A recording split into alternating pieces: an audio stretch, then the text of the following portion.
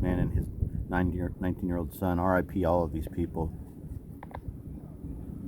And one of these guys is the CEO. See, it says CEO right there. He's the one responsible for all of the deaths.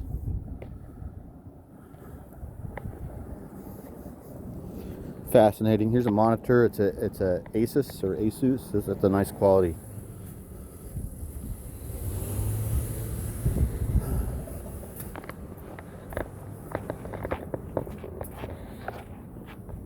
Where are we at?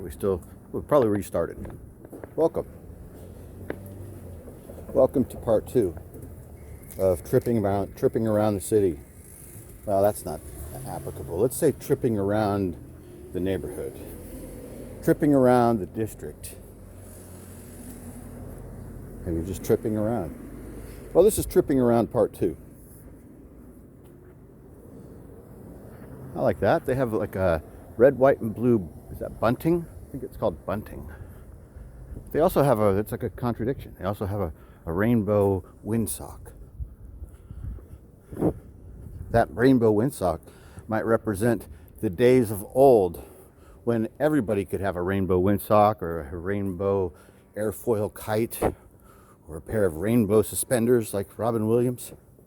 They meant nothing other than you're celebrating color and livelihood or something, character, personality.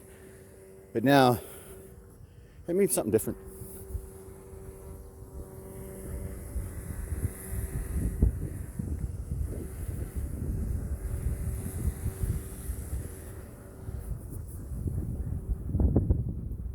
I like this little Mitsubishi 4-wheel drive. This is cool.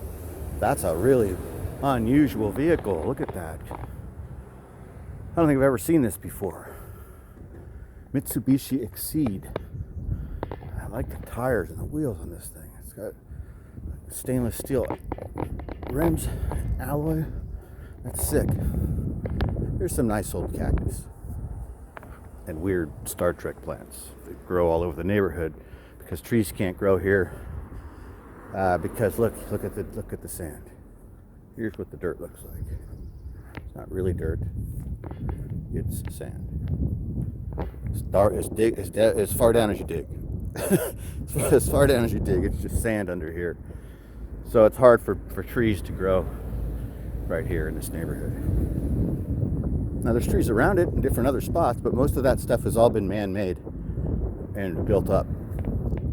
Like Golden Gate Park, not really a park that was there before. Everything was planted and put there. They made it.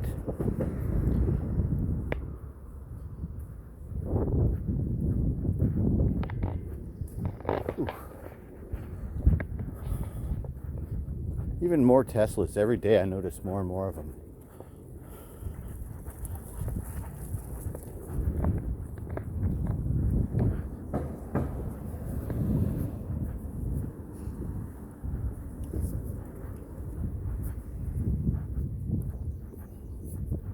For the most part, all the new vehicles lack character and color. They all look relatively the same by design.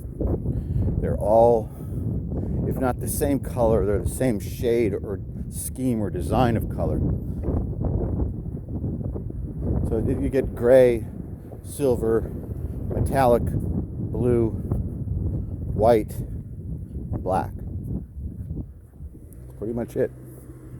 Everything else is just a derivative of that. It's very rare that you see a car just like that little blue car right there. And even that is kind of an odd, it's not the actual bright color of a blue that you would make a sports car back in the old days. It's kind of subdued. I like the color of this house, I think.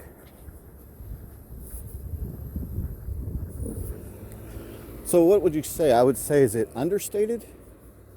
The colors are understated? What is it? It's purposeful. It's definitely purposeful to remove color from things.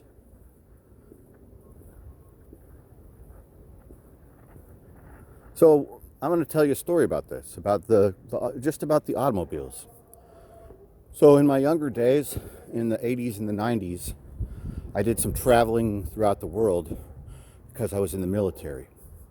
I lived in a couple different places where there's almost no cars at all that have any color. All the cars are black or white. The only people that had cars at that time that had colored paint on them were rich people. Yeah, it's a real thing.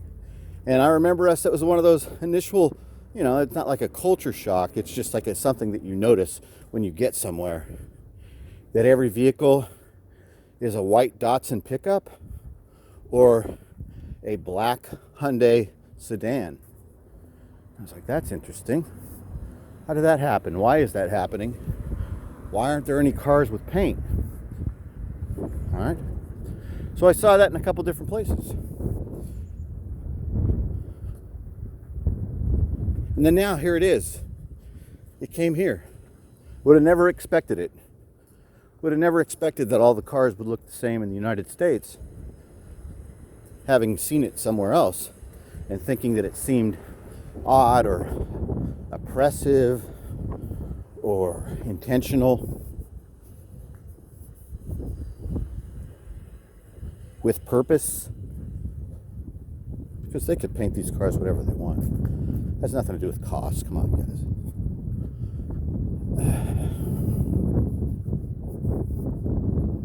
And by they, I mean the car manufacturers.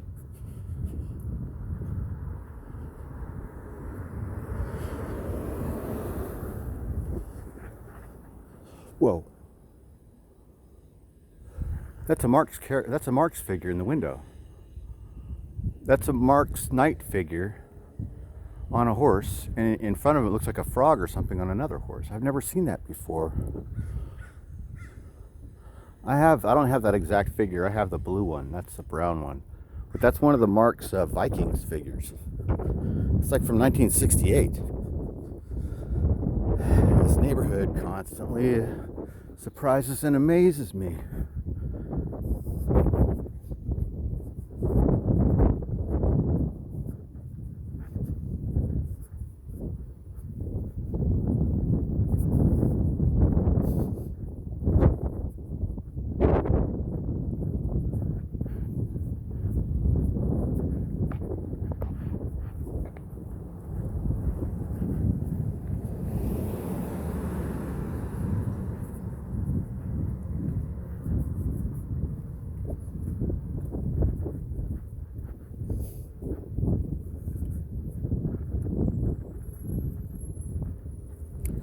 In my life experience, countries that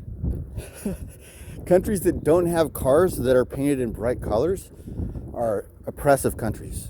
That's what I'm just going to come out and say it. I'm going to come right out and say that the places that I've visited that had cars that were only painted black, white, silver, and gray, they were actually oppressive countries. So I think that's interesting.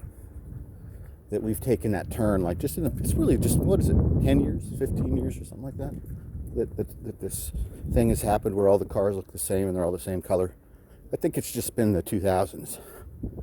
I don't know. I haven't really made a concerted effort to try and figure it out. I'm just piecing this theory together right now.